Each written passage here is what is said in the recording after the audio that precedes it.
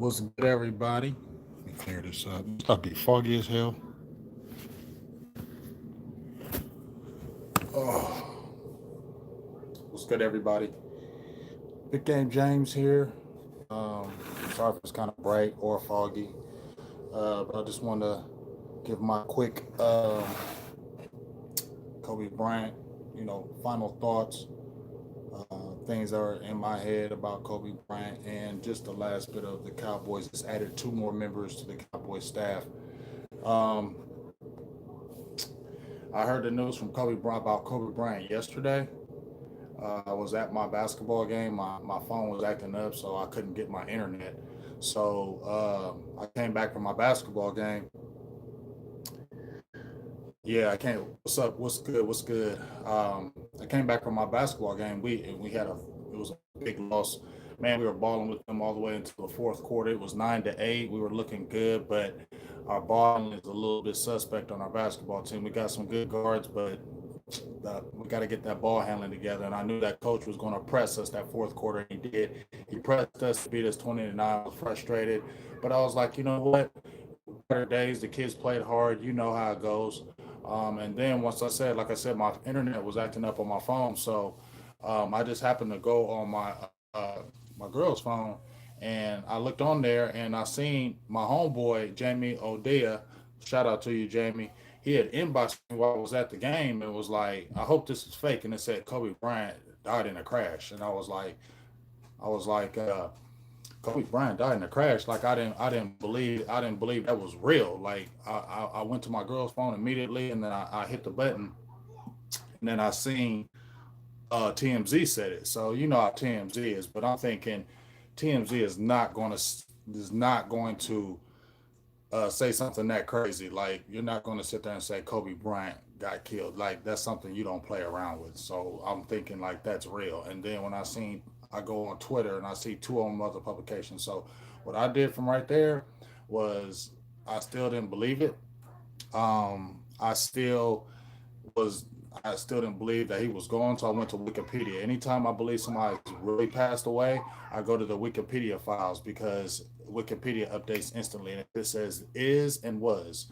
And I first time I seen it, it said is, so I was like, okay, this is fake. I can't believe they came out like that. And then when I refreshed it, it said Kobe Bryant was, and then right then I was in shock, like I was like in total shock, like everybody else. You know what I'm saying? Like everybody else. Like it was unbelievable. Like I still, even right now, it's still kind of crazy and unbelievable that he's really gone. Um, no words. And and like a lot of people said, who knew him personally. I didn't know him personally, but you could tell that he was a good man. I remember when he played basketball, when he came out in '96 in the draft. At that time, when I watched, I'm an average basketball guy too, played it and all that good stuff. But at that time in '95 up until '95, all big men were really coming out at the NBA draft. There wasn't guards coming out. Kevin Garnett declared, Sean Kemp, I think Daryl Dawkins back in the day.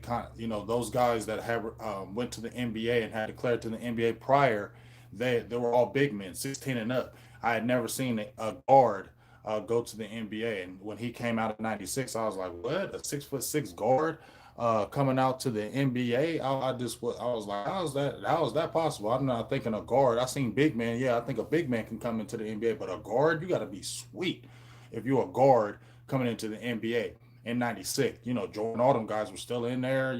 So I'm thinking, yo, this dude must be really sweet. Then when I seen he went to the Hornets and then got traded to the Lakers, and then they brought Shaq, I'm sitting there thinking like they might have some, but watching him and everybody will say it. I watch NBA basketball, I watch college basketball, I watch basketball avidly. I mean, like religiously. So I religiously watched Kobe Bryant since he got into the NBA all the way up until he retired. Not that he was my favorite player, but he was just a beast, and that's why I was watching him.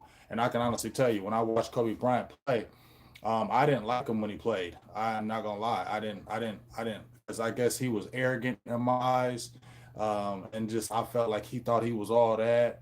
But I always respected his ability, and just everything he brought to the table, his fire, his intensity. I mean, just watching him killing game winners and him and Shaq just killing folks.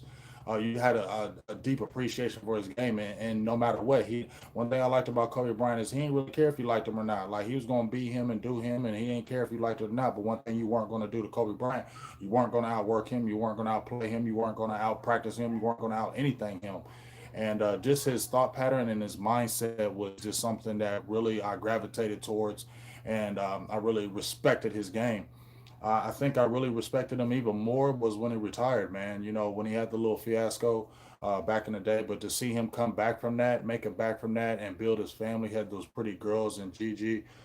She was always by his side. I always, you know, when I seen him, I always seen her. You know, every time I seen Kobe, I seen her, and it was like she was taking on the mantle that he was leaving. Like she wanted the mantle. She wanted to be the next great. She wanted to prove everybody that, you know what, he don't got a boy, but I'm gonna be a beast and I'm gonna show you. And it was just crazy how much she took to it, and it was just an amazing thing to see that relationship even grow. And just when he retired from basketball, it just really I was just excited to see what he was gonna do um, outside of basketball. He would just seemed like he was so at peace with it and was ready to help people. And um, man, I really loved Kobe after basketball. That's when I really fell in love with Kobe after basketball because I appreciated him a lot more. I saw his human side. I saw his basketball, and then I seen his life after basketball. And his life after basketball was so much more to me. It was like, man, now I'm seeing the real Kobe Bryant. Now I'm seeing the real person. I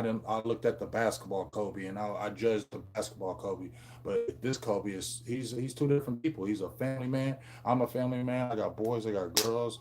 You know what I'm saying? And so, I having kids in my life, I know how important they are. And then to have your when you go with your daughter, it's just very unfortunate. So just a little, just kind of still down about it, frustrated about it. You know, I thought that they should cancel the NBA games yesterday. I think he's going to be an instant Hall of Famer, which he should. And Dallas Mavericks, Mark Cuban, my squad, retired as number 24. I wouldn't go against retiring 8 or 24 across the board, never to be wore again. I think Chris Broussard mentioned that today on ESPN. So. Um, what's going on, Marvin Hargrove? How you doing? How you doing? What's going on? But yeah, just kind of just in a funny place right now. Like I said, they really if they could retire 8 and 24 across the league, I think that would be beautiful because Kobe, everybody knows Kobe Bryant. That's what I was telling my girl yesterday. There's only a few athletes right now in this world that you can say everybody knows. There's only a few athletes like Michael Jordan.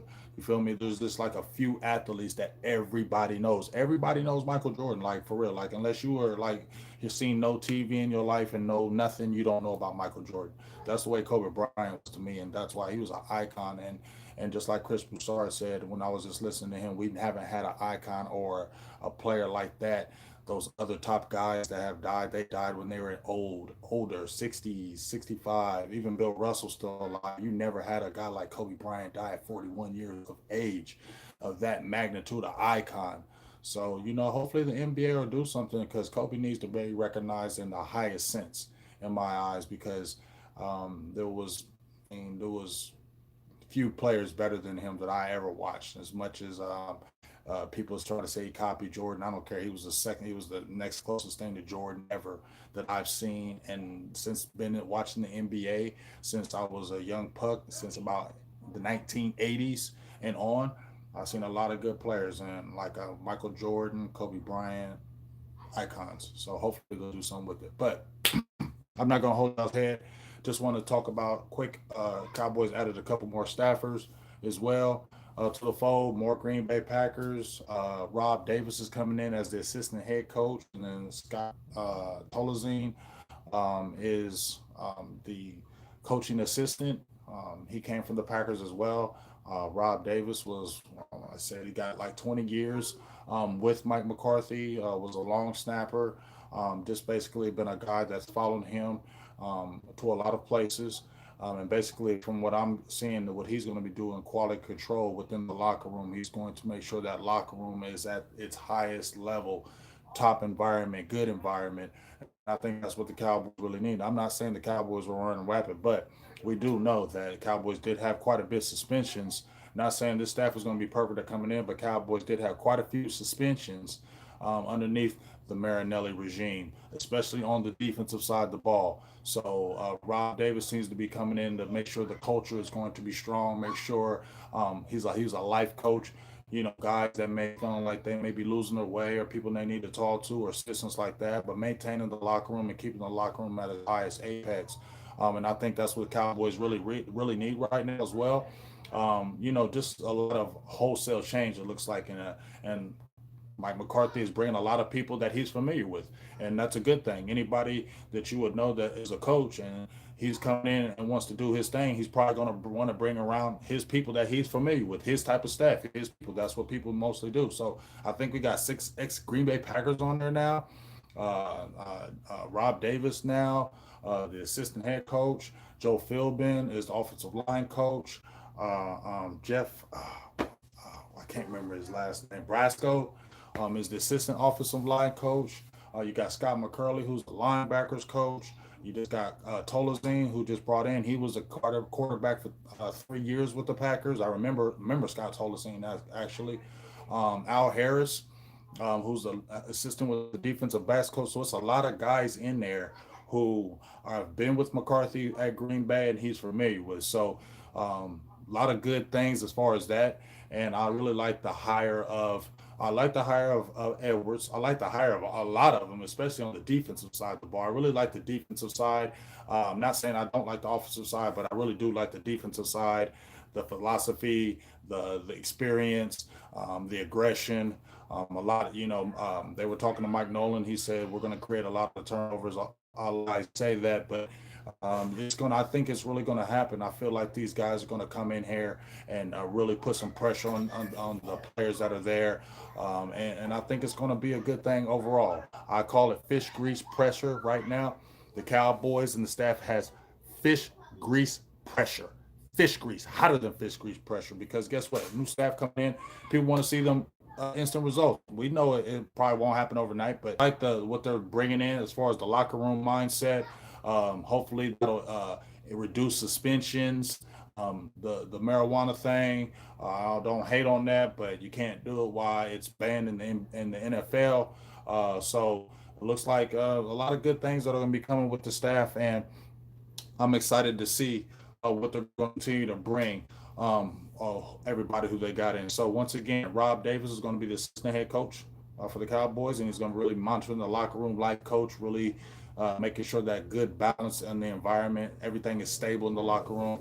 Tolazine is going to be the coaching assistant. So just a lot of good familiarity from Mike McCarthy, a lot of veterans that he's brought in, and we're going to continue to see what's going to happen. So make sure you tune in. I don't know if I'm going to go on tonight. We'll see. But definitely tomorrow, the late night hype with me and Law Nation had a little funny thing go around because we're experimenting with some things, but everything will be taken care of. So make sure you tune in tomorrow for the late night hype.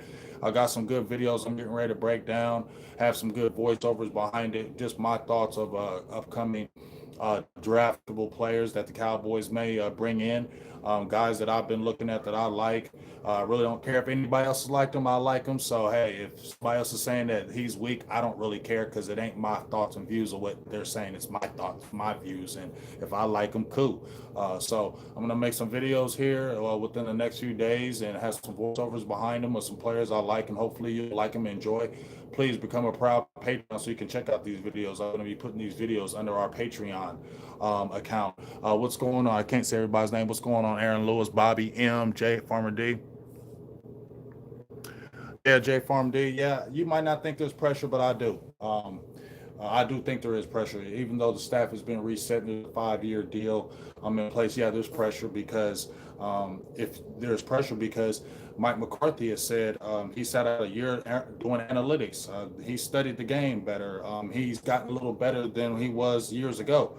Yeah, there is pressure because there's always pressure in Cowboy land. This isn't no you come in here and you have a 7-9 season. Yeah, this ain't no season where you're coming in getting 8-8. Yeah, there's definitely pressure because if you come in with all this veteran staff and all this veteran leadership and you lay an egg at 7-9, hey ho, Eastside Harold.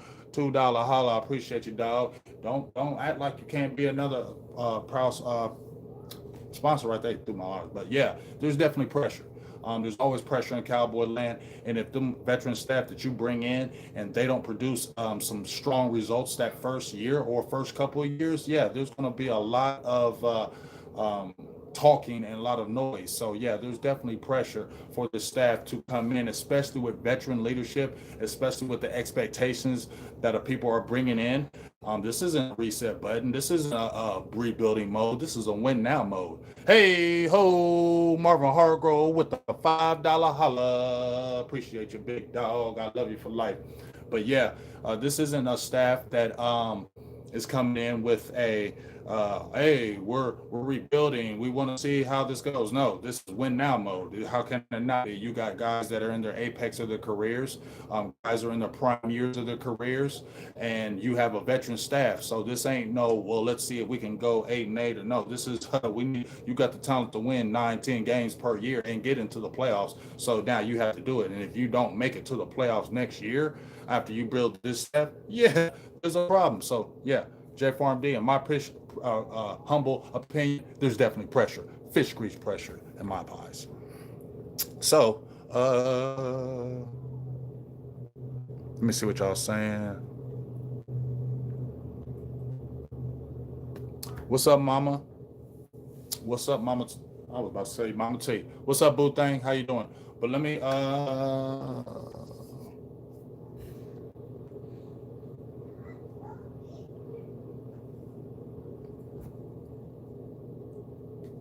yeah, I hear you, but I hear what you're saying, Jeff. I got mad respect for you, so I definitely hear what you're saying. But I mean, I ain't just a YouTuber, dog. So I mean, I don't know. That's the I understand the bigger picture where you're coming from, but like I said, if you're looking at Jerry, if you're looking at Stephen Jones, yeah, they're still going to be having pressure from them because they're coming in with a. He said he wants to go with somebody in the foxhole that's already been there and done that. Well, he's been there and done that. So if he comes in and he doesn't produce these first few years, you have a 5-year deal. Jerry's not going to get any younger. Those contracts are eventually going to run out. You have your offensive line set, I think, until 2021, and then those contracts will be coming up. So, just my opinion. So, hey, everybody has their own opinion. This is mine. So, we'll stay with that. So, I appreciate y'all. I'll be talking to y'all soon. Like I said, check out the late night hype tomorrow with me and Law Nation. And like I said, I'll get these videos together. Be a proud patron. You can go ahead and subscribe as low as $1. I'm gonna get these videos together, and then you can have some players that I like and see how they kind of fall and see if I falls in the draft. My last 2 drafts may not been too bad. I got 3 or 7 this past one, and the year before I got 2. So we'll see what happens. All right, but thank you for your time, Big Game James. Seven Blue Nation. Appreciate everybody. Love y'all. Talk to y'all soon. Peace. I'm out.